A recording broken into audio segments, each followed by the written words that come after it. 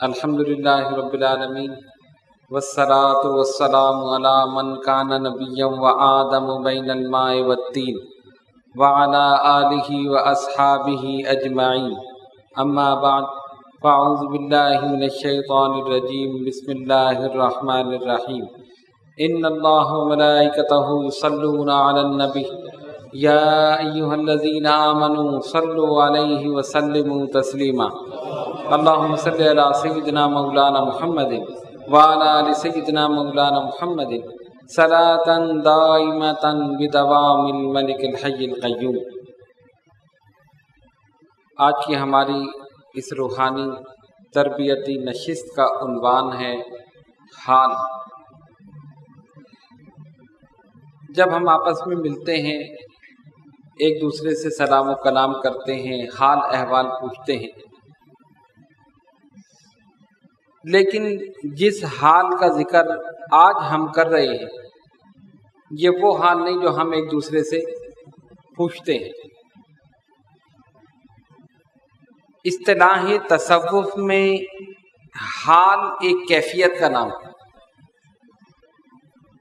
عام طور پہ آپ دیکھتے ہیں کسی محفل میں، محفل نعت ہو، محفل میلاد ہو، محفل سما ہو، محفل حسن قرات ہو، کسی پر ایک کیفیت طاری ہو جاتی ہے۔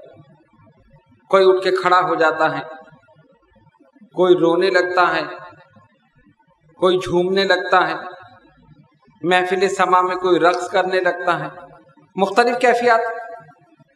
تو ہم کیا کہتے ہیں؟ اسے حال آ گئے۔ ایک عام طور پہ ایک لفظ استعمال کیا جاتا ہے کہ اس کو حال آ گئے، فلاں صاحب جو جھوم رہے ہیں یا یہ کھڑے ہو گئے تو ان پر حال طاری ہو گئی۔ حال کا مطلب کیفیت کا انسان کے دل پر طاری ہونا۔ اب آئیے اصطلاح تصوف میں اس کی تعریف دیکھیں کہ کیا ہے۔ امام ابو القاسم قشیری رحمت اللہ تعالی علیہ جلیل القدر صوفی بزرگ گزرے ہیں۔ انہوں نے اپنے رسالہ قشیریہ میں حال کی تعریف بیان کی۔ پہلے میں آپ کے سامنے وہ تعریف بالکل ان کے الفاظ میں بیان کر دوں، اس کے بعد اس کی تشریح۔ حضرت امام ابو القاسم قشیری رحمت اللہ علیہ فرماتے ہیں، حال ایک کیفیت کا نام ہے جو بلا ارادہ، بغیر کوشش کے کسی کے دل پر طاری ہو، بلا ارادہ بغیر کوشش کے۔ پھر فرماتے ہیں مثلاً طرب، غم، بست، قبض، شوق، بے قراری، ہیبت اور احتیاج احوال، یہ ساری کیفیات کے نام ہیں۔ پھر ہم ان کی تشریح کریں گے بعد میں۔ احوال وہبی ہوتے ہیں اور مقامات کسبی ہوتے ہیں۔ احوال سعی اور کوشش کے بغیر حاصل ہوتے ہیں اور مقامات کے حصول کے لیے محنت اور جافشانی کی ضرورت ہوتی ہے۔ صاحب مقام اپنے مقام پر متمکن رہتا ہے اور صاحب حال اپنے مقام سے ترقی کرتا ہے۔ یہ ان کی الفاظ اور یہ ان کی عبارت رسالہ قشیریہ کی جو ہم نے آپ کے سامنے پیش کی۔ اب میں اس کو تھوڑا سا اور آسان کر دوں تاکہ بات آپ کے ذہن میں بیٹھ جائے۔ حال کی سب سے آسان تعریف یہ ہے، بغیر ارادے کے، بغیر کوشش کے ایک کیفیت انسان کے قلب پر طاری ہو، وہی حال ہے۔ سمجھ گئے نا؟ ایک تو ہوتی ہے نا کوشش، انسان کوشش کرے کہ مجھے حال آئے، میرے اوپر کیفیت طاری ہو، ایسا نہیں ہو سکتا۔ کوشش سے، چاہنے سے کیفیت طاری نہیں ہوتی۔ یہ وہبی ہے۔ دو چیزیں ہیں، ایک ہوتی ہے وہبی، ایک ہوتی ہے کسبی۔ وہبی کا مطلب اللہ تبارک و تعالیٰ کی طرف سے عطا، اور کسبی کا مطلب کوشش، محنت۔ علم آدمی حاصل کرتا ہے، کوشش کرے علم حاصل کر لے۔ کچھ چیزیں ایسی ہوتی ہیں جو محنت کوشش سے حاصل ہو جاتی ہیں، اور کچھ چیزیں ایسی ہوتی ہیں جو اللہ تبارک و تعالیٰ کی طرف سے عطا ہے، وہ محنت سے کوشش سے حاصل نہیں ہو سکتی، اللہ تبارک و تعالیٰ کی عطا ہے۔ علم کوشش سے حاصل ہو جائے، محنت سے آپ نے محنت کی، ایک آدمی کوشش کرے میں انجینئر بن جاؤں، بن جائے گا، کوشش کرے میں ڈاکٹر بن جاؤں، محنت کرے کوشش کرے بن جائے گا، میں کوئی وکیل بن جاؤں، بن جائے گا، محنت کوشش سے۔ اور اگر کوشش کرے نبی بن جاؤں تو بنے گا نہیں۔ ایک بنا تھا، اس کو کسی نے مانا ہی نہیں بیچارے، قادیان سے، خیر بہرحال۔ تو نبوت وہابی چیز، عطائی چیز ہے، کوئی کوشش کر کے نہیں بن سکتا۔ اور دیگر چیزیں جو ہیں وہ محنت کوشش کر کے انسان کسی نہ کسی مقام پر پہنچ جاتا ہے۔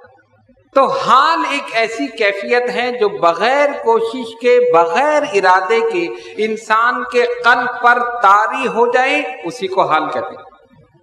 اور یہ کب ہوتا ہے؟ جب شیطانی خیالات دل سے نکل جاتے ہیں۔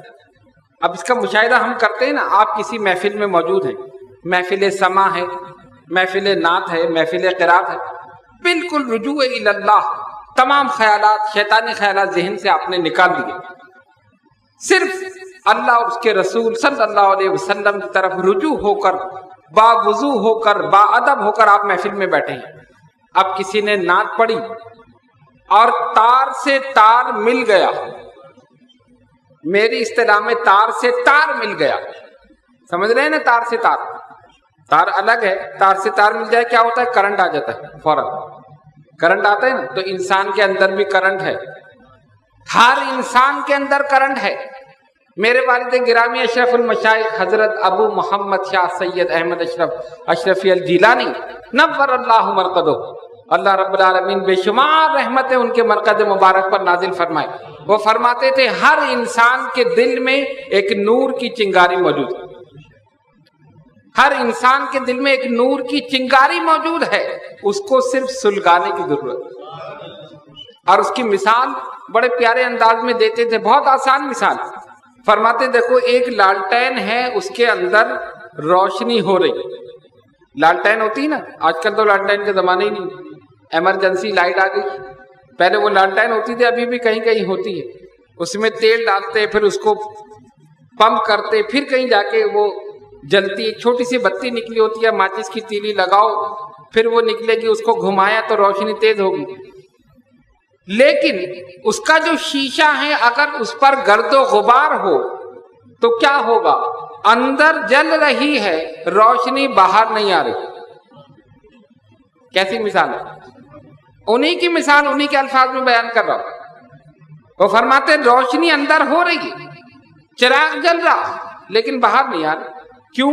شیشے پر گرد و غبار ہے، دھواں ہے، گرد ہے، مٹی ہے، اندر جل رہا ہے، باہر نہیں آ رہی۔ جب اس کو صاف کیا روشنی باہر آ گئی۔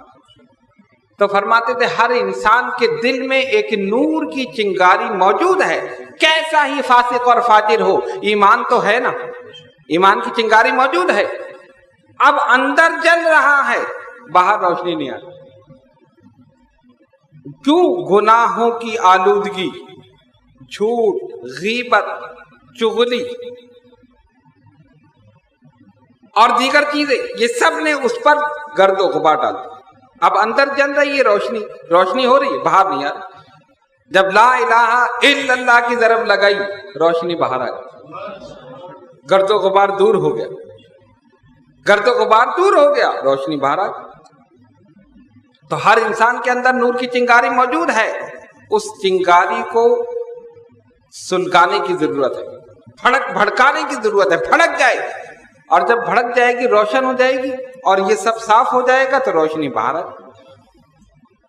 یہ چیز، تو یہ کیفیت جب طاری ہوتی ہے، جب تار سے تار مل جائے، رجوع الی اللہ ہو جائے، شیطان درمیان سے ہٹ جاتا ہے، آپ دیکھیں آپ کے قلب پر ایک دم کیفیت طاری ہو جائے، اور یہ کیفیت آپ خود طاری نہیں کرتے، اللہ تبارک و تعالیٰ کی طرف سے، یہ اس کا ایک انعام ہے۔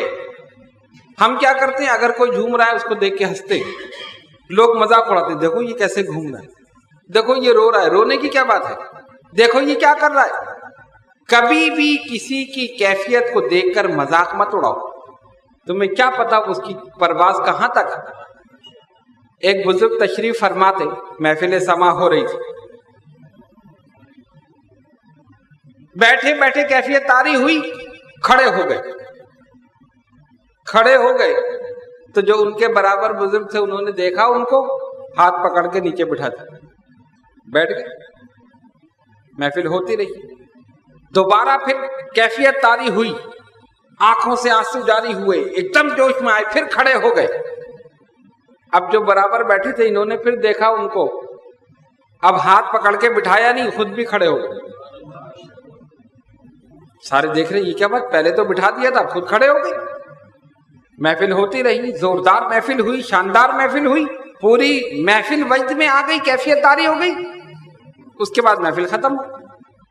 مریدین نے بعد میں پوچھا، حضرت یہ کیا بات ہے، پہلی مرتبہ جو آپ کے برابر بزرگ تھے جب ان پہ کیفیت طاری ہوئی، حال ان کو آئے، حال کی کیفیت طاری ہوئی، آپ نے ہاتھ پکڑ کے بٹھا دیا، اور دوسری مرتبہ بٹھانے کے بجائے آپ خود بھی کھڑے ہو گئے۔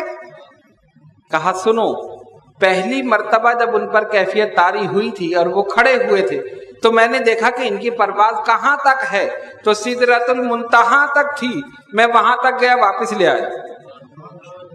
غور کرو، ان کی پرواز سدرۃ المنتہا تک تھی، میں بھی وہاں تک گیا، پکڑ کے لے آیا۔ اور دوسری مرتبہ جب ان پر کیفیت طاری ہوئی تب میں نے دیکھا تو وہ اس سے آگے جا چکے تھے، میری وہاں تک رسائی نہیں تھی، اس لیے میں کھڑا ہو گیا۔ یہ ہے بزرگوں کے معاملہ، میں بھی کھڑا ہو گیا، جب وہ خود واپس آئے تب محفل ختم ہوئی، تب ہم بیٹھے۔ بظاہر یہ اہل اللہ ہمیں بیٹھے ہوئے نظر آ رہے ہیں، لیکن ہم نہیں جانتے ان کی روحانی پرواز کہاں سے کہاں تک ہے، ان کی روحانی پرواز کہاں سے کہاں تک ہے۔ آنکھ والا تیری جوبن کا تماشا دیکھے، دیدہ کور کو کیا نظر کیا دیکھے۔ جو اندھا ہے، باطنی آنکھ ہی جس کے پاس نہیں، وہ کیا دیکھے گا؟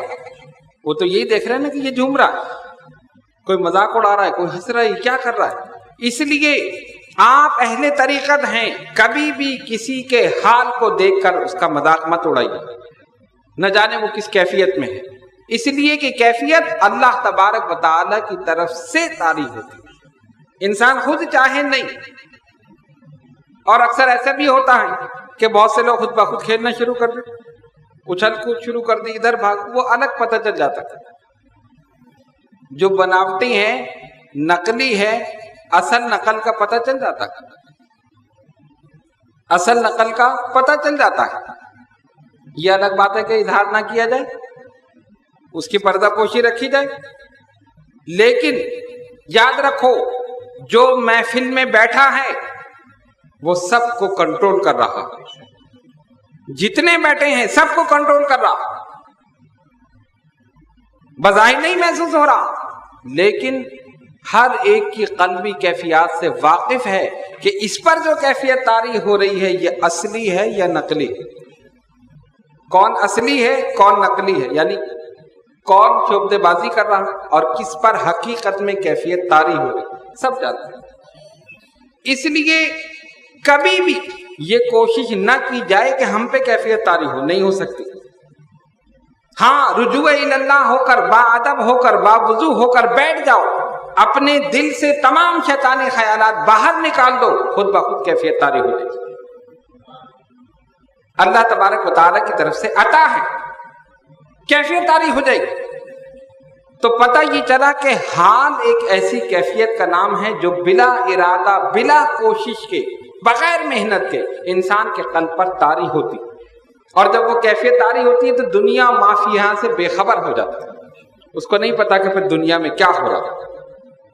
اور اگر حقیقت میں وہ صاحب حال ہے تو پھر اس کی پرواز کہاں تک ہے یہ وہی جانتا ہے جو خود صاحب حال ہے، دوسرا کوئی نہیں جانتا کہ اس کی پرواز کہاں تک ہے۔ پھر اس کی کیفیت یہ ہوتی ہے۔ حضرت سلطان المشائخ سلطان نظام الدین اولیاء محبوب الہی رحمت اللہ تعالی علیہ، یہ واقعہ میں اس لیے سنا رہا ہوں کہ اس سے یہ اندازہ ہو کہ صاحب حال کن چیزوں کا مشاہدہ کرتا ہے۔ اس کیفیت میں وہ ایسی چیزوں کا مشاہدہ کرتا ہے جو ہم اور آپ نہیں کر سکتے۔ کیوں؟ اس کے قلب، دل کی آنکھ کھل جاتی ہے، باطنی آنکھ کھل گئی، بظاہر اس کی آنکھیں بند نظر آ رہی ہیں لیکن دل کی آنکھ کھلی ہوئی ہے، اور اسی آنکھ سے وہ پوشیدہ چیزوں کا مشاہدہ کر رہا تھا۔ تو حضرت نظام الدین اولیاء محبوب الہی رحمت اللہ علیہ کے مرید خاص حضرت امیر خسرو رحمت اللہ علیہ، مشہور بزرگ، سب جانتے ہیں، پانی پت تشریف لے گئے۔ پانی پت میں ایک بزرگ حضرت بو علی شاہ قلندر رحمت اللہ علیہ، وہ بھی بڑے پائے کے بزرگ تھے، سفر کرتے کرتے وہاں پہنچے، ان کی خدمت میں حاضری دی۔ حضرت بو علی شاہ قلندر رحمت اللہ علیہ نے فرمایا کہاں سے آئے ہو؟ حضور دہلی سے آیا ہوں۔ اچھا دہلی سے آئے ہو، کس کے مرید ہو؟ محبوب الہی سلطان نظام الدین اولیاء رحمت اللہ علیہ، ان کا مرید۔ تو بو علی شاہ قلندر رحمت اللہ علیہ نے فرمایا ہم نے تمہارے پیر کو حضور کی محفل میں نہیں دیکھا، تمہارے پیر کو حضور اکرم صلی اللہ علیہ وسلم کی محفل میں نہیں دیکھا۔ اب یہ بڑے پریشان ہیں، میرے پیر کو حضور کی محفل میں نہیں دیکھا۔ دل میں تھوڑا سا رنج ہوا اور انہوں نے محسوس کیا کہ شاید یہ میرے پیر کو کمتر سمجھ رہے ہیں، حضور کی محفل میں میرے پیر نہیں۔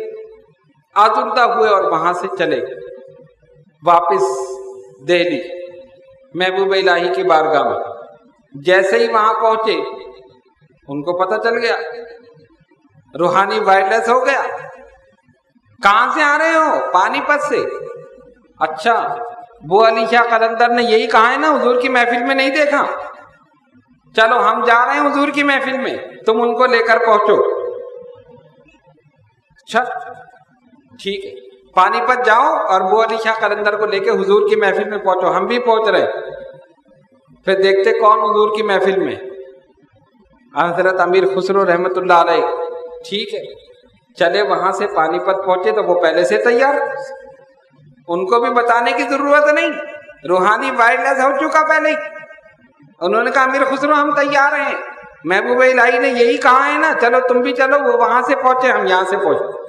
دونوں نے ہاتھ پکڑا، آنکھیں بند کی، آنکھیں کھولی تو مسجد نبوی میں، مدینہ طیبہ میں۔ اور جب وہاں دیکھا تو پوری مسجد بھری ہوئی، تل دھرنے کو جگہ نہیں۔ اب یہ دونوں ہاتھ پکڑے ہوئے، حضرت امیر خسرو رحمت اللہ علیہ اور حضرت بو علی شاہ قلندر، دونوں ایک دوسرے کا ہاتھ پکڑے ہوئے چلے جا رہے ہیں، لوگوں میں سے چیرتے پھاڑتے ادھر ادھر۔ سامنے ممبر اور نبی کریم علیہ الصلوۃ والسلام ممبر پر رونق افروز خطاب فرما رہے ہیں سرکار۔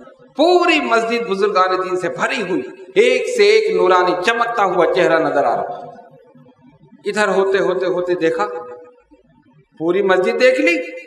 انہوں نے کہا دیکھو حضور کی محفل ہے، تمہارے پیر تو نہیں۔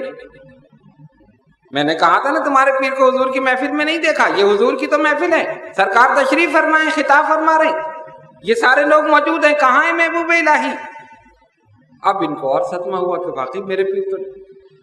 جب یہ جانے لگے تو ایک زینہ نظر آیا، ان کا نہیں اوپر چلتے ہیں، اوپر کی منزل میں زینے پہ چڑھے، اوپر دیکھا تو اسی طرح کی مسجد ہے جیسی نیچے، اور وہ مسجد بھی تمام بزرگان دین سے بھری ہوئی ہے، وہاں بھی ممبر ہے اور وہاں بھی سرکار رونق افروز ہے، خطاب فرما۔ یہ بڑے حیران ہوئے۔ اب حضرت امیر خسرو رحمت اللہ علیہ کہ یہاں ضرور ہوں گے میرے پیر۔ پھر ڈھونڈتے رہے، پوری مسجد میں گھومتے رہے، دیکھو ہم نے کہا تھا نا نہیں ہے، یہاں حضور تشریف فرمائے، کہاں ہیں تمہارے پیر؟ پھر ان کو بڑا صدمہ ہوا، پھر گھومتے گھومتے واپس آنے لگے تو پھر ایک زینہ نظر آیا، ان کا چلو اور اوپر چلیں۔ تیسری منزل پہ گئے تو دیکھا پھر مسجد نبوی، پھر لوگ بیٹھے ہیں، پھر سرکار تشریف فرمائے، خطاب فرمائے۔ اس طرح 7 منزلوں تک گئے، 7 منزلوں تک، اور 7ویں منزل پر جب پہنچے وہاں جب دیکھا تو وہاں صحابہ کرام کی محفل تھی، وہاں پر بڑے بڑے صحابہ موجود تھے، جلیل القدر صحابہ، وہاں بھی سرکار دو عالم علیہ الصلوۃ والسلام تشریف فرما تھے، اور ان کے قدموں میں حضرت محبوب الہی بھی رحمت اللہ علیہ تشریف فرما، وہ وہاں پر موجود تھے۔ حضرت امیر خسرو رحمت اللہ نے کہا دیکھو یہ ہے میرے پیر کی شان، سرکار تشریف فرمائے، ان کے قدموں میں میرے پیر بیٹھے، اور وہیں پر ان پہ کیفیت طاری ہو گئی اور اسی کیفیت میں جھومنے لگے. نمی دانم کے منزل بود شب جائے کہ من بودم. میں نہیں جانتا کہ وہ کون سا مقام تھا جہاں میں اس رات گیا. محمد شمع محفل بود شب جائے کہ من بودم. محمد صلی اللہ علیہ وسلم شمع محفل تھے اور سب کے سب پروانوں کی طرح ان کے گرد موجود. خدا خود میر مجلس بود اندر لامکا خسرو. خسرو جانتا ہی نہیں کہ وہ کون سا مقام تھا کہ جہاں میں اس رات کو گیا. جھومتے رہے اور پڑھتے رہے. وہ کیفیت تھی جو حضرت امیر خسرو کے دل پر طاری اور انہوں نے مشاہدہ کر لیا. پتہ چلا کہ صاحب حال ایسی چیزوں کا مشاہدہ کرتا ہے جن کا تصور بھی ہم اور آپ نہیں کر سکتے. اس کی باطنی آنکھ کھل جاتی ہے. دکھانے والے محبوب الہی اور دیکھنے والے امیر خسرو، تو پھر مقام کیا ہوگا، پھر مرتبہ کیا ہوگا؟ وہ صاحب حال نہ ہو تو اور کون صاحب حال؟ تو اصل یہی بزرگان دین ہیں جو صاحب حال ہیں. ایک ہوتا ہے قال اور ایک ہوتا ہے حال. یاد رکھیے قال اور حال. قال کے معنی بات، قال کے معنی بات، کہنا، بولنا. قال ہم صاحب قال ہیں، بولتے رہتے نا. ہمیں یہ کرنا چاہیے، ہمیں یہ کرنا چاہیے، یہ ہونا چاہیے، یہ ہونا چاہیے، کرتے کچھ نہیں. ہم سب کا حال یہی، ہم صاحب قال اور وہ جو وہاں لیٹے ہوئے ہیں صاحب حال. صاحب حال ہے، انہوں نے کر کے دکھا دیا کہ دیکھو ایسا ہوتا ہے. یہ نہیں کہا ایسا کرنا چاہیے، کر کے دکھا دیا تو وہ صاحب حال. صاحب حال اپنے مقام پر متمکن رہتا ہے اور جو کیفیات طاری ہوتی ہیں اور اس میں جو مشاہدات کرتا ہے، جو نظارے اس کو نظر آتے ہیں، عام آدمی اس کا تصور بھی نہیں کر سکتا. اسی لیے کہتے ہیں صاحب حال بنو، صاحب قال نہ بنو. صرف باتیں نہ کرو. مولانا روم رحمت اللہ علیہ نے بڑے پیارے انداز میں یہ بات سمجھائی. فرماتے ہیں قال را بگزار مرد حال شو. باتوں کو چھوڑ، مرد حال بن. قال را بگزار مرد حال شو. باتوں کو چھوڑ، مرد حال بن. اور مرد حال کیسے بنے گا؟ پیش مرد حال را پامال شو. تو مرد حال نہیں بن سکتا جب تک کسی مرد حال کے پاس جا کر اپنے آپ کو اس کی جوتی کی خاک نہ بنا لے اور یہ نہ سمجھ لے کہ حال کسے کہتے ہیں اور قال کسے کہتے ہیں. مرد حال بن ہی نہیں سکتا. تو مرد حال اس وقت بنے گا جب وہ کسی مرد حال کے پاس جائے، اس کی جوتیاں سیدھی کرے، اس کی خدمت کرے اور یہ سمجھ لے کہ حال کسے کہتے ہیں اور قال کسے کہتے ہیں. تو ہم کیا ہیں؟ ہم قال والے لوگ ہیں، باتیں کرتے ہیں، اور وہ صاحب حال ہیں. ان پر کیفیات طاری ہوتی ہیں. انہوں نے کر کے بتا دیا، پریکٹیکل کر کے بتا دیا کہ دیکھو مرد حال اسے کہتے ہیں. اب سوال یہ پیدا ہوا کہ حال کیسے درست ہو؟ حال کیسے درست ہو؟ اچھا، حال کی بھی کئی قسمیں ہیں. ایک ہے ظاہری اور ایک ہے باطنی. اندر کی کیفیت، قلب کی کیفیت، اور ایک ہے ظاہری کیفیت. مثال کے طور پر چہرہ ظاہر ہے اور قلب باطن ہے. چہرے کو دیکھا جا سکتا ہے نا، اور دل کو نہیں دیکھا جا سکتا. لیکن چہرے اور دل کا تعلق ایسا ہے کہ جو کیفیات دل پر طاری ہوتی ہیں چہرہ اس کی عکاسی کرتا. جو کیفیات دل پر طاری، اگر دل میں شرمندگی ہو تو چہرے پر ندامت کے آثار ضرور ہوں گے نا. دل میں شرمندگی ہے تو چہرے پر ندامت کے آثار. اگر دل میں خوشی ہو تو چہرے پر انبساط کی لہریں ضرور ہوں. اگر دل میں محبت ہو تو چہرے سے اطاعت ضرور ظاہر ہو. Face is index of mind, चेहरा दिल का आईना है, चेहरे को देख लो दिल की कैफियत पता चल जाएगी। लेकिन अल्लाह के ये बंदे चेहरा नहीं देखते, दिल देखते, दिल देखते। इसलिए जो चीज पोशीदा है, जो चीज छुपी हुई है, वो इनकी निगाहों के सामने जाहिर है। चेहरा हमारे सामने जाहिर है, चेहरा सबके सामने जाहिर है, हर आदमी चेहरा देख रहा, लेकिन दिल की कैफियत वो ही जानता है जो दिल वाला है, जो साहिबे दिल है, जो साहिबे हाल है, वो ही जानता है। और वो कैसे जानता है? उसने अपना हाल दुरुस्त कर लिया। जब अपना हाल दुरुस्त होगा तब दूसरों के हाल का पता चलेगा। पहले अपना हाल दुरुस्त करो। आप कहेंगे मेरा हाल तो दुरुस्त है, मैं अच्छा खाता हूं, अच्छा पीता हूं, अच्छा लिबास पहनता हूं, ये आपका जाहिरी हाल है। बातनी हाल दुरुस्त करो, बातनी कैफियत दुरुस्त करो, कल्ब की कैफियत दुरुस्त करो। कल्ब से, दिल से शैतान को निकाल कर फेंक दो, तब जाके कल्बी कैफियत दुरुस्त होगी। और उसके लिए सबसे बड़ी चीज जिक्रुल्लाह, जिक्र रसूलुल्लाह, जिक्र औलियाल्लाह। ये तमाम चीजें वो हैं जो कल्ब की सफाई करती हैं, कल्ब को गुनाहों की आलूदगी से पाक करती हैं, साफ करती हैं, और उसके अंदर नूरानियत और रूहानियत को जलवागर करती हैं। कल्ब की कैफियत दुरुस्त हो जाएगी, और जब कल्ब की कैफियत दुरुस्त होगी तब आप दूसरे के कल्बी कैफियत से वाकिफ हो सकते हैं। हमारा अपना हाल दुरुस्त नहीं था, हम दूसरे का हाल क्या दुरुस्त करें? ठीक है ना? तो अहले तरीकत के पर ये लाजिम है, अहले तरीकत पर ये लाजिम है कि अपनी बातनी कैफियत को दुरुस्त करे। और हर शख्स अपनी बातनी कैफियत खुद जानता है। कैसे? अगर नमाज के वक्त, नमाज का टाइम हो रहा है और नमाज के वक्त उसके दिल में बेचैनी पैदा नहीं हो रही, समझ लो शैतानियत का गलबा है। यह अलामत बता रहा हूं, शैतानियत का गलबा है। और अगर जैसे ही अजान हुई उसके दिल ने कहा चलो नमाज की तरफ, समझ लो अब रहमानियत का गलबा। ये कैफियत हैं, इससे हर शख्स अपनी कैफियत का अंदाजा कर सकता है। अगर फजर के वक्त उसकी आंख खुद ब खुद खुल रही है, दौड़ा हुआ मस्जिद की जानिब जा रहा है, बेचैन है, बेकरार है, और अगर नमाज निकल गई तो अफसोस हो रहा है, समझ लो उस पर अल्लाह तबारक व तआला का इनाम है। और ऐसे भी लोग हैं जिनको परवाह नहीं, अजान हो रही है, नमाज हो रही है, हाँ ठीक है पढ़ लेंगे, फजर निकल गई तो जोहर पढ़ लेंगे, जोहर निकल गई तो असर पढ़ लेंगे, इस तरह होते होते सारी नमाजें निकल।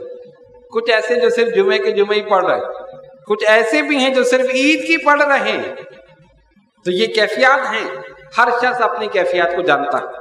और उसके बाद कहते हैं हमारा हाल दुरुस्त नहीं है, हम परेशान हैं, हमारे ऊपर ये मुसीबत है, कारोबार नहीं है, नौकरी नहीं है, फला नहीं है।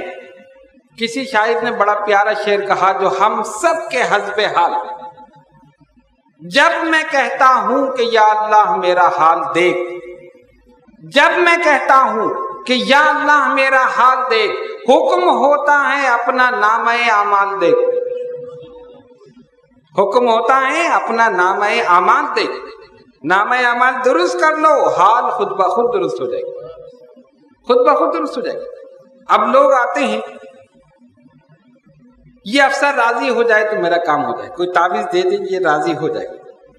मैंने कहा अच्छा ये राजी हो जाए काम हो जाएगा? कहना हाँ हो जाएगा। यकीन है? हाँ यकीन है। और अगर रब राजी हो जाए तब? उस पर यकीन नहीं है। ये राजी हो जाए काम हो जाए, ये दोस्त राजी हो जाए तो मेरा वीजा भेजते मैं दुबई चले जाऊं, फला राजी हो जाए तो मेरी नौकरी हो जाए, वो राजी हो जाएगा मुझे पैसे दे देगा, ये सारी चीजें हैं। और पूछा नमाज? नहीं नमाज तो नहीं, नमाज नहीं पढ़ी। अच्छा आप दुआ करें, आप दुआ करें काम हो जाएगा, क्योंकि नमाज के लिए दुआ की जरूरत नहीं, नमाज के लिए हिम्मत की जरूरत है, नमाज के लिए हिम्मत की जरूरत है। کوشش کی ضرورت ہے، دعا کی ضرورت نہیں ہے. خود ہمت کرو، کر سکتے ہو. اچھا میں نے کہا اگر میں دعا کروں گا تو کس سے کروں گا؟ کس سے؟ اللہ سے. یا اللہ تو اس کا کام بنا دے، یہی ہے نا. اللہ سے دعا ہوگی نا. اور جس سے دعا کر رہا ہوں، جس سے سفارش کر رہا ہوں، جس کی بارگاہ میں عرض کر رہا ہوں کہ اس کا کام ہو جائے، اس کے سامنے جھکتا نہیں، اس کے سامنے جھکتا نہیں. کیسے وہ کام کرے گا؟ کیسے وہ راضی ہوگا؟ اسی نقطے کو سمجھا ان بزرگان دین اولیاء کاملین نے. ہم پوری دنیا کو راضی کرنے میں لگے رہے اور وہ لوگ صرف اس ایک خالق و مالک کو راضی کرنے میں لگے. انہوں نے صرف اس کو راضی کیا. ہم پوری دنیا کو راضی کر رہے ہیں. انہوں نے اس نقطے کو، اس بات کو سمجھ لیا کہ جب وہ ایک راضی ہو جائے گا سب راضی ہو جائے گا. رب راضی تو جگ راضی. جب وہ راضی ہو گیا پوری کائنات راضی ہو گئی. پھر کسی کی رضا کی ضرورت نہیں، اس کو راضی کرو. راتوں کو اٹھ کر گرم بستروں کو چھوڑ کر سردی میں ٹھنڈے پانی سے وضو کر کے مصلی پر کھڑے ہو کر نوافل پڑھتے رہے اور اس کے بعد اللہ اللہ کی ضرب لگاتے رہے. ساری رات اس طرح گزار دی، ساری عمر اس طرح گزار دی. جب وہ راضی ہو گیا پوری کائنات راضی. پھر جو ان کے منہ سے نکلا وہ ہو گیا، جس سے کہہ دیا ہو گیا، جس پر نظر ڈال دی اس کا کام کر دیا. پھر یہ کیفیت ہو. شرط یہ کہ وہ راضی ہو جائے.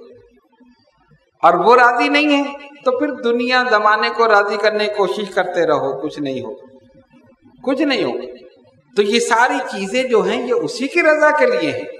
ذکر ہے تو اس کی رضا کے لیے، ٹھیک ہے. تسبیحات ہیں تو اس کی رضا کے لیے، وظائف تو اس کی رضا کے لیے، ختم خواجگان اس کی رضا کے لیے، ختم قادریہ اس کی رضا کے لیے، ختم غوثیہ اس کی رضا کے لیے. جتنی چیزیں ہیں سب اس کی رضا کے لیے. لیکن ایک شرط ہے، ایک شرط ہے. چیزیں تو ہم سب کر رہے ہیں لیکن ہماری غرض ہر ایک کے ساتھ لگی ہوئی. اگر میں یا باسی تو پڑھوں تو میرے رزق میں برکت ہو جائے، اگر میں اللہ الصمد پڑھوں تو میری ترقی ہو جائے. یہی ہے نا. بغیر لالچ کے انسان کوئی کام نہیں کرتا. اگر میں کروں تو یہ ہو جائے، یہی چیز ہے. ہونا کیا چاہیے؟ مجھے کچھ نہیں چاہیے، مجھے کچھ نہیں چاہیے. مولا صرف تیری رضا چاہیے. تو مجھ سے راضی ہو جائے، تو مجھ سے راضی ہو جائے. دنیاوی کوئی غرض آپ اس کے اندر شامل نہ رکھیں. یاد رکھیے، وظیفہ پڑھیں، چلہ کشی کریں، ختم میں شرکت کریں، ذکر میں شرکت کریں، دنیاوی کوئی غرض اس میں شامل نہ رکھیں کہ میں یہ کام کروں تو میرا دنیاوی یہ کام ہو جائے. کوئی غرض شامل نہ رکھیں. غرض کیا ہو؟ تو مجھ سے راضی ہو. صرف اللہ کی رضا. دنیا کو پسے پوچھ ڈال دو، دنیاوی کام پسے پوچھ ڈال دی، پیچھے کر دیے. صرف اللہ کی رضا اپنے پیش نظر رکھی. جب وہ راضی ہو گیا دنیاوی کام خود بخود ہو جائے گا. دنیاوی کام خود بخود ہو جائیں گے، صرف اس کی رضا. اگر یہ چیز ہمارے دل کے اندر پیدا ہو جائے تو دنیا بھی سنور جائے، آخرت بھی سنور جائے. یہ چیز تو یہ ساری کیفیات ہیں اور اسی کو کہتے ہیں حال. یہ کیفیات کے مختلف نام ہیں اور اسی میں انسان ترقی کرتا رہتا ہے، ایک مقام سے دوسرے مقام کی طرف ترقی کرتا ہے. یہ تمام مراتب ہیں، درجات ہیں جو اللہ تبارک و تعالیٰ کی طرف سے عطا کیے جاتے ہیں. ایک مقام ہے تو پھر دوسرے مقام، پھر تیسرے مقام، پھر چوتھے مقام. کتنے مقامات ہیں. تو ہم تو ابھی کیا ہے، پہلے ہی مقام پر نہیں پہنچے تو آگے کیا پہنچے.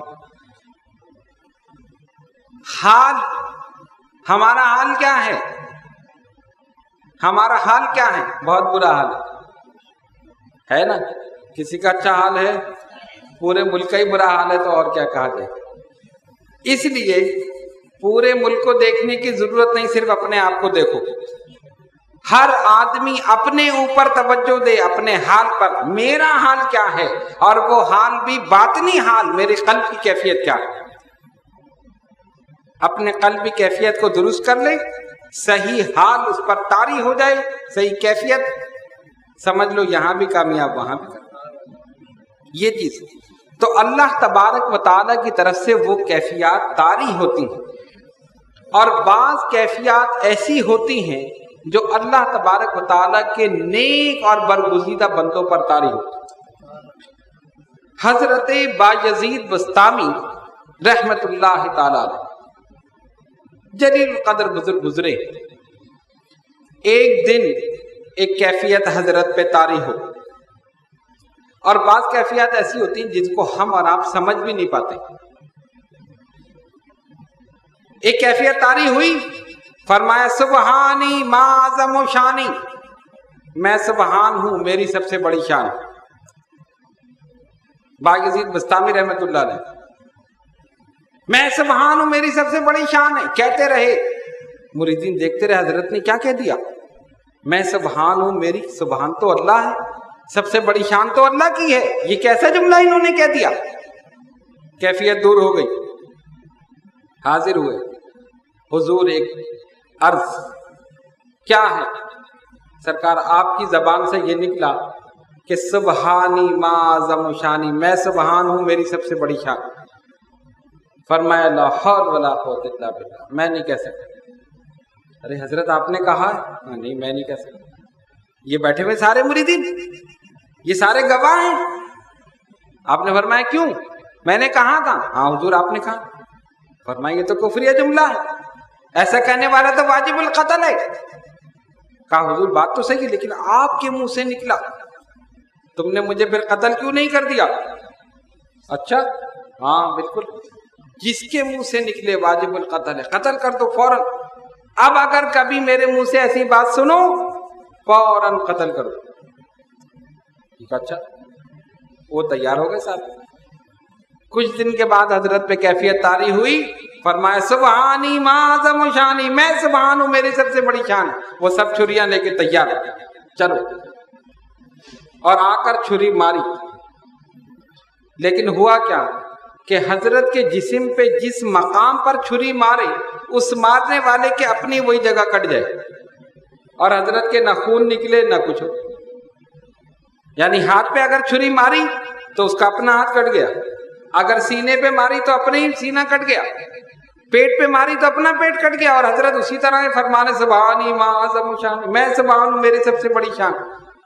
مریدین حیران ہوئے، سارے زخمی ہو گئے، وہ پیچھے ہٹ گئے۔ یار یہ عجیب بات ہے، مارتے ان کو لگتی ہمارے، زخمی ہم ہو رہے ہیں، یہ کیا بات ہے؟ وہ سب بیٹھ گئے، کیفیت دور ہو گئی۔ کہا حضور آپ نے فرمایا سبحانی ما اعظم شانی، فرمایا نہیں میں نہیں کہہ سکتا، لا حول ولا قوت۔ ارے کمال کی بات ہے، آپ کہہ رہے میں نہیں کہہ سکتا، یہ سارے موجود ہیں۔ فرمایا اچھا میں نے کہا تھا؟ ہاں، تو میں نے تم سے کیا کہا تھا؟ ایسا کہنے والا واجب القتل ہے، جب میرے منہ سے نکلے مجھے قتل کر دینا، کیوں نہیں تم نے قتل کیا؟ کہ یہ پڑے ہوئے سارے پٹی باندھ کے بیچارے، کیا ہوا؟ انہوں نے چھریاں ماری تھی، پھر کیا ہوا؟ یہ جس جگہ آپ کے چھری مارتے تھے ان کے اپنے وہی جگہ کٹ جاتی، اگر آپ کے ہاتھ پہ مارے تو ان کا ہاتھ کٹ جائے، آپ کے پیر پہ مارے تو پیر کٹ جائے، یہ سارے زخمی پڑے ہوئے۔ فرمایا لاؤ چھری، لاؤ چھری لایا، آپ نے اپنی انگلی پہ ماری، خون نکلنے لگا۔ یہ دیکھو بایزید کی تو انگلی سے خون نکل رہا، کیسے تم نے چھری ماری؟ کہا حضور ابھی تو خون نکل رہا ہے، اس وقت تو بڑی چھریاں ماری، نہ خون نکلا نہ آپ کو تکلیف ہوئی، مارنے والے کی اپنی انگلی کٹ گئی، اپنا پیر کٹ گیا۔ فرمایا اگر یہ کیفیت تھی تو پھر وہی ہوگا جو سبحان ہے، جس کی سب سے بڑی شان، پھر بایزید ہوگا ہی نہیں، پھر وہی ہوگا، اسی کا غلبہ ہوگا۔ ان کی کیفیات عجیب، اللہ کے نیک برگزیدہ بندوں کی کیفیات عجیب، ہم اس لیے نہیں سمجھ سکتے کہ ہمارے سامنے اس مقام اور مرتبے کے بندے نہیں، اس مقام اور مرتبے کے لوگ نہیں، اس لیے ہم ان کیفیات کو نہیں سمجھ سکتے۔ لیکن وہ نیک اور برگزیدہ بندے، وہ نفوس قدسیہ، وہ مقامات حاصل کر چکے اور مقامات حاصل کر کے اپنی منزل کو پا چکے۔ انہوں نے عبادت اور ریاضت، تقوی و پرہیزگاری، طہارت اور پاکیزگی، خشیت الہی، محبت رسول، عشق رسول، یہ سب اپنے دل میں رکھ کر پھر انہوں نے عبادت مجاہدہ کیا اور مقامات کو پا لیا، اپنی منزلوں پر پہنچ گئے، اور ایسے مقام پر پہنچ گئے کہ اگر وہ کسی پر ایک نظر ڈالتے اس کو بھی منزل پر پہنچا، ایک نظر میں پہنچا دیتے۔ یہ ان کی کیفیت ہوگی. تو وہ صاحب حال لوگ ہیں، ہم صاحب قال، ہم صرف بات کرتے ہیں. تو آپ نے یہ سمجھ لیا کہ حال ایک کیفیت کا نام ہے جو بلا ارادہ، بغیر کوشش کے انسان کے دل پر طاری ہوتی. ایک تو یہ چیز آج آپ نے سمجھی، اور دوسری چیز یہ کہ کسی بھی محفل میں کسی پر کوئی کیفیت طاری ہو، اس کا مذاق نہ اڑائی. آپ کو نہیں پتا کہ وہ کہاں پر، کس مقام پر، کس درجے پر. ہو سکتا ہے کہ خالق کائنات کی طرف سے اس کے دل پر کیفیت طاری ہو رہی ہو اور وہ کسی مقام پر ہو. اگر اس کا مذاق اڑایا، اس کی وجہ سے آپ کی ترقی میں رکاوٹ ہو جائے، آپ کی روحانی ترقی میں رکاوٹ ہو جائے. اس لیے اپنے حال کو درست کرنے کی کوشش کیجیے، اور ہمارا حال اسی وقت درست ہوگا جب ہم سب خود اپنا محاسبہ کریں. اپنا محاسبہ کریں گے، اپنے قلبی کیفیات کو دیکھیں گے. اگر ہم یہ دیکھتے ہیں کہ ہمارا میلان، ہماری توجہ رجوع اللہ ہے، اللہ کی جانب ہے، نماز کے وقت ہمارے دل میں بے چینی ہو رہی ہے کہ کسی طرح جا کر ہم نماز ادا کر لیں، جب تک نماز ادا نہ کریں بے چین ہیں، بے قرار ہیں، سمجھ لو یہ بھی اللہ تعالیٰ کا بہت بڑا کرم. اور اگر ایسی کیفیت نہیں ہے، پھر سمجھ لو تم پر شیطانیت کا غلبہ ہے. پھر شیطانیت کا غلبہ ہے کہ اذان ہو رہی ہے، نماز ہو رہی ہے، لیکن ہمیں کوئی پرواہ نہیں کہ ٹھیک ہے ہم پڑھ لیں. اپنا محاسبہ کریں، دیکھیں، اپنا حال درست کریں. جب اپنا حال درست کریں گے تو پھر صحیح معنوں میں کیفیت دل پر طاری ہوگی، اور جب کیفیت طاری ہوگی تو ایک مقام سے دوسرے مقام کی طرف ترقی کرتے چلے جائیں، ایک مقام سے دوسرے مقام کی طرف ترقی کرتے چلے. تو ان تمام چیزوں کو اپنے پیش نظر رکھیں اور صاحب حال بننے کی کوشش کریں. نیک صحبت اختیار کریں، اچھی صحبت میں بیٹھیں، بزرگان دین اور یہ کاملین کے حالات، ان کے واقعات سنیں، اس لیے کہ وہ ایسے برگزیدہ بندے ہیں کہ صرف ان کا نام لینے سے، ان کا ذکر کرنے سے ہی قلب میں ایک جلا پیدا ہوتی ہے، روحانیت میں ترقی ہوتی ہے. حضرت مخدوم سلطان سید اشرف جہانگیر سمنانی رحمۃ اللہ علیہ فرماتے ہیں، جس علاقے میں جاؤ وہاں کے بزرگوں سے ملاقات کرو، ان کی صحبت میں بیٹھو، اور اگر وہ موجود نہ ہو ان کے مزارات کی زیارت کرو. اور یہ بھی نہیں کر سکتے تو صرف ان کے نام ہی یاد کر لو، اسی میں تمہیں فائدہ ہو جائے. ان کے نام یاد کر لو، اس میں فائدہ ہو. کیوں؟ اللہ تبارک و تعالیٰ کے مقبول بندے ہیں، مقبول بارگاہ الہی ہیں. اللہ تبارک و تعالیٰ نے اپنا محبوب بنا لیا ہے، تو جو محبوبوں کا واسطہ دیتا ہے اس کی دعا رد نہیں ہوتی، جو محبوبوں کے ساتھ رہتا ہے اس کی دعا رد نہیں ہوتی، جو محبوبوں کی صحبت میں رہتا ہے وہ بھی محبوب بن جاتا ہے. اس لیے ہم ان برگزیدہ بندوں سے، اولیاء کرام سے رابطہ رکھتے ہیں، تعلق رکھتے ہیں کہ ہم تو گناہ کار، سیاہ کار، خطا کار جو بھی ہیں، لیکن مولا یہ تیرے نیک بندے ہیں، ان کی وجہ سے، ان کے ساتھ ہونے کی وجہ سے شاید ہم بھی نکل جائیں. ٹھیک ہے نا؟ وہ اشارہ کر دیں گے یہ نکمے میرے پیچھے آ رہے ہیں، مولا بخش دے، وہ بخش دے، وہ ان کی سفارش کو رد نہیں کرے. تو آج کی اس نشست کا حاصل یہی ہے کہ ہم سب اپنے حال کو درست کریں، اور خاص طور پر باطنی حال کو، باطنی کیفیت کو. اور اس کے لیے یہی ہے کہ جو چیزیں آپ حضرات کو پڑھنے کے لیے، جو وظائف، جو معمولات دیے گئے ہیں، پوری پابندی کے ساتھ، استقامت کے ساتھ اس پر عمل کریں. اور اگر کسی کے قلب پر کوئی کیفیت طاری ہو، وہ آ کر صرف اور صرف اپنے شیخ کو اس سے مطلع کرے اور کسی کو نہ بتائے. اور اگر اس نے وہ کیفیت کہیں اور ظاہر کر دی تو پھر وہ کیفیت، وہ چیز اس سے چھن جائے گی اور دوبارہ وہ کیفیت طاری نہیں ہوگی. اس چیز کو بھی اپنے ذہن میں رکھیں. تو انشاءاللہ تعالی اس طرح ان بزرگان دین اور یہ کامرین کی جوتیوں کے صدقے میں بھی ہم کہیں نہ کہیں پہنچ جائیں. آئیے دعا کریں، اللہ رب العالمین ہمارے صغیرہ و کبیرہ گناہوں کو معاف فرما. یا اللہ ہماری نمازوں کو قبول فرما. یا اللہ ہمارے سجدوں کو قبول فرما. یا اللہ جو بیمار ہیں انہیں شفاء کامل عطا فرما. جو کسی پریشانی میں مبتلا ہیں ان کی پریشانیوں کو دور کر دو. جو قرض دار ہیں انہیں بار قرضے سے دوشی فرما. جو بے اولاد ہیں انہیں نیک اولاد عطا فرما، جو صاحب اولاد ہیں ان کی اولاد کو ان کا فرما بردار بنا۔